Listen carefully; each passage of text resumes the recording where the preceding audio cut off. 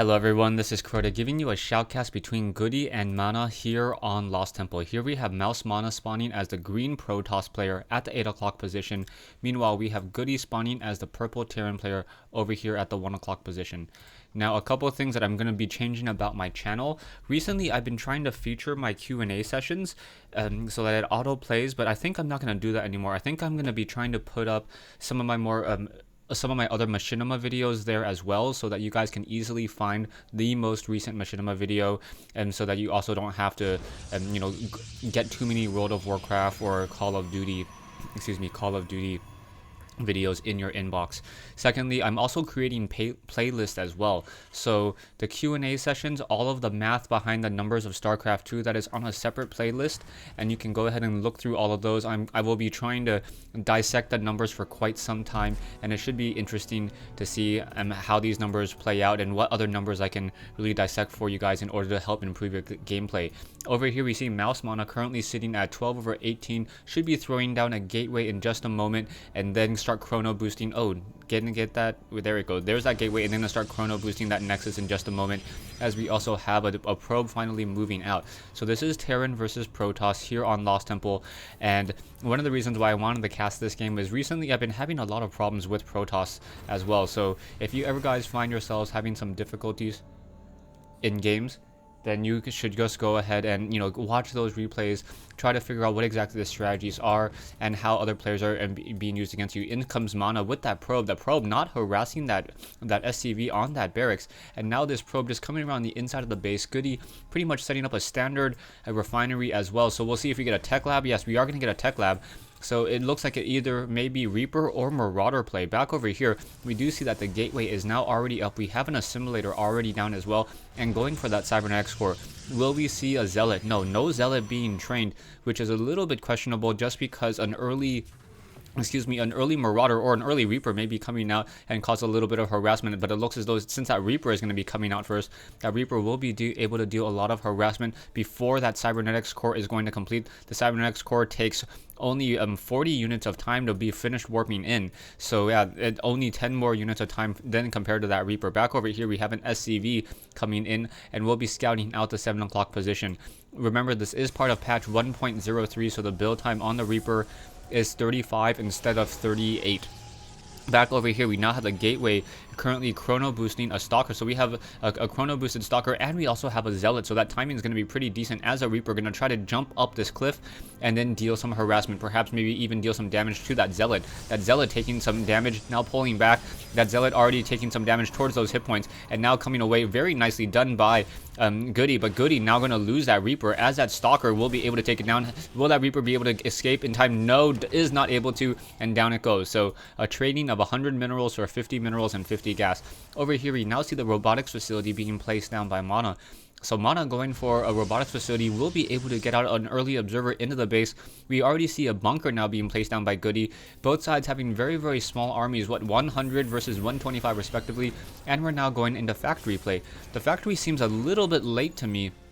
And that earlier Reaper, and now you can see how much gas exactly GoOdy is sitting on a 300 gas. So not exactly sure why he didn't get this factory out a little bit earlier, and especially since he was going Reapers instead of Marauders. He should have had enough minerals in order to get down that early factory. Back over here we now see gateways being thrown down. So MaNa going into some sort of 2-gate with the robo facility, and maybe going into a 3-gate 4-gate push with that observer. So we may need to see some sort of early starport and a Raven in order to try to push this back. You can see that GoOdy is sitting on a fair amount of gas, a decent amount of gas, 350, so he will be able to get an early Raven. Ravens are strong against early stalkers, as that point defense drone is able to intercept a lot of those attacks. Stalkers do not attack that quickly, so you really neutralize a lot of stalkers for quite some time. Back over here we now have an observer, and followed by an immortal now being trained and chrono boosted out of this robotics facility. That observer now on its way out. That stalker and zealot may be able to try to do something, as this SCV now going to be coming in and run straight into a group of zealots, and that sentry there, down it goes. Back over here we have one probe activating the Zelnaga watchtower. That's how he saw that early SCV, and now we finally see this probe moving in. We are going for early Vikings as opposed to any sort of Raven tech. and still curious as to exactly what GoOdy's strategy is. He doesn't need that much gas. He's more mineral locked than gas locked. sitting on what, 50 minerals and 200 gas still. So perhaps we should see a tech lab in just a moment. We do not have any research of the concussive shells or the stim packs or the combat shield. So really curious as to what exactly GoOdy is going to be trying to do against MaNa here. We do have this gateway back over here as well. And now this observer just wandering around on the inside of the map. Not sure what this early Viking is here for. Early Viking is normally against if you suspect some sort of Void Ray play, or if you suspect some sort of, or you want to go Overlord hunting. But that early Viking not really doing anything there, so not 100% sure what GoOdy wants to do. Back over here, we do see some Immortals down over here. Those Immortals, I guess, hiding out, perhaps suspecting that there may be some sort of cliff happenings over here. And now we do have one Stalker being warped in onto that high ground. So nicely done. And MaNa with that Stalker on that high ground, getting a lot of shots off onto that Viking. That Viking already down to 41 hit points. We should see a Twilight Council. No, another Gateway. No Twilight Council yet. So that Stalker will be stuck there for quite some time unless we get a Phase Prism. No more Immortals now being trained as this Medevac now coming in. So this Medevac wants to come in and try to cliff this ledge over here, and it should work out fairly well. We do have two SCVs coming out, and that SCV will be able to start repairing this. And now the Zealot now trying to be warped in as well. Will that Zealot be able to be completed in time? Does not look like it, as another Zealot now being warped in as well. So Zealots do take damage as they're being warped in, and down it goes. Now in comes an Immortal. So there is an Immortal trying to take down that bunker. Siege Tank now back over here, gonna start blasting away at these Immortals. Hardened Shields doing a great job, and now that Zealot going to take some damage once again. We do have that Medevac just doing a lot of damage, and once again the Siege Tank needs to get out of siege mode in order to fight back against this one Zealot here. There is an additional SCV, so that SCV should probably just be on auto repair and try to repair both this Medevac and this bunker and this Siege Tank. So this Siege Tank will be able to ledge this position over here, and now GoOdy with a very, very small but strong tactical army may be able to get some damage done. We do see a pile, or we already see a Warp Prism now coming in. Warp Prism with units already being warped in, and now MaNa going to do a great job just being able to handle this whole entire early aggression, early pressure. Bunker should be salvaged, probably will not be salvaged. There we go. Medevac picking up two very, very quick, and now, oh, the bunker being salvaged just in time, returning that 100 minerals there. So nicely done using that Phase Prism, or that Warp Prism, sorry. So now that we have this Warp Prism here, and this Nexus will be able to just continue to finish warping in, and the natural expansion coming back over here army-wise, 1250 versus 1650, nicely done, and still no real research on these Medevacs or on these Marines, no stim pack research, and still sitting on a fair amount of resources. So GoOdy sitting on 200, 300 gas and 150 minerals, continuing to train up more and more of these production buildings here. One Siege Tank here, you can see the production tab, getting the Infernal Pre-Igniter now, and now going into a mass factory build. However, taking a look at the Harvester count of GoOdy is seen at 37 versus 39 for MaNa, and MaNa now on the move with two Immortals. We have an Observer, and now we have a Proxy Pylon right next to the Zelnaga Watchtower. Gonna go ahead and drop and warp in more and more of these units. Zealots going to be able to take down a couple of these SCVs as they're trying to transition, perhaps trying to set up another expansion elsewhere. We do have one missile turret down over here, and now these siege tanks, as they're in a decent position, will just get taken apart by these Warp Prisms. And if I have to call this game for anyone, this is going to be MaNa's game. MaNa really has a decent sized army at this point, and should be able to push out a very, very, very strongly as well. We do see that Phase Prism, or that Warp Prism, sorry, it is a Warp Prism, not a Phase Prism. That Warp Prism should be able to come around and then perhaps take down some of these critical supply depots as he puts pressure on this front door.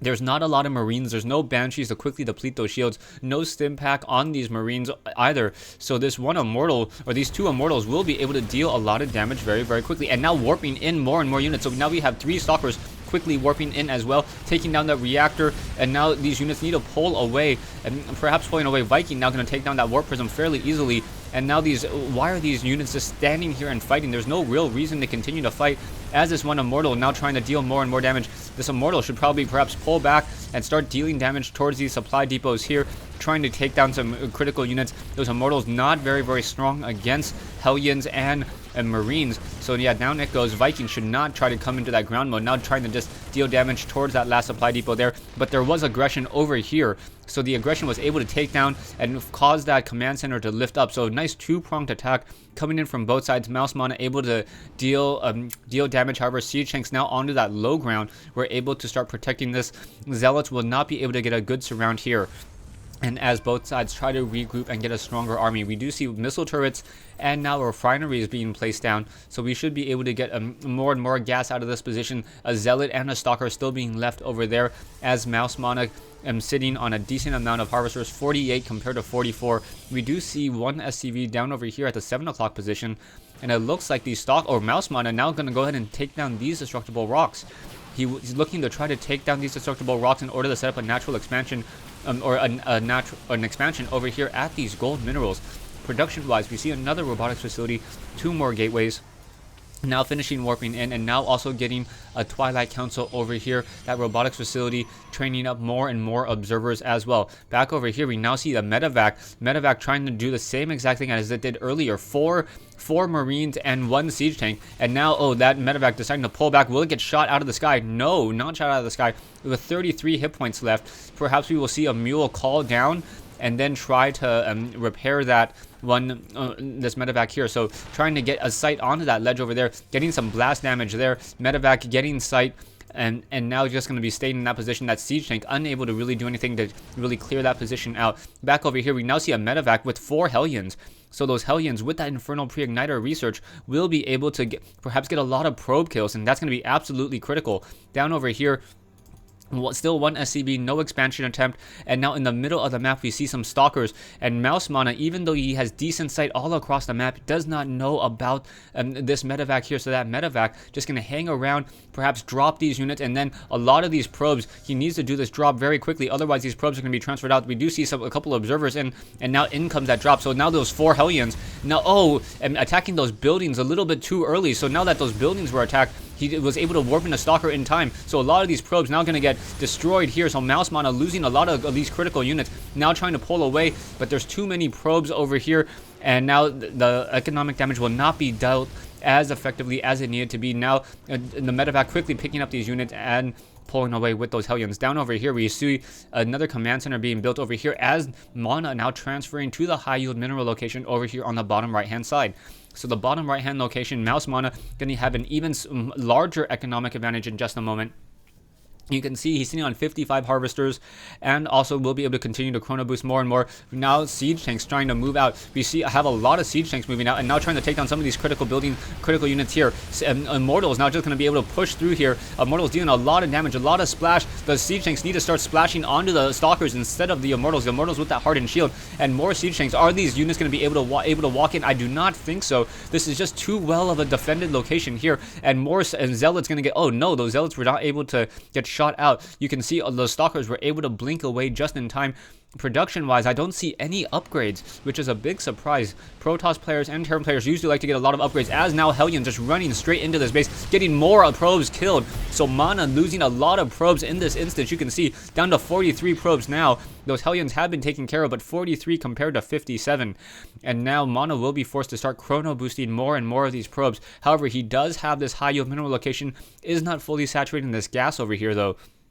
Back over here in this base, you see all of this off of three factories with tech labs, 1 factory with a reactor. So just a massive number of siege tanks, salvaging that bunker there, and just continuing to move out. Stay tuned for part 2 of this replay between GoOdy and MaNa here on Lost Temple.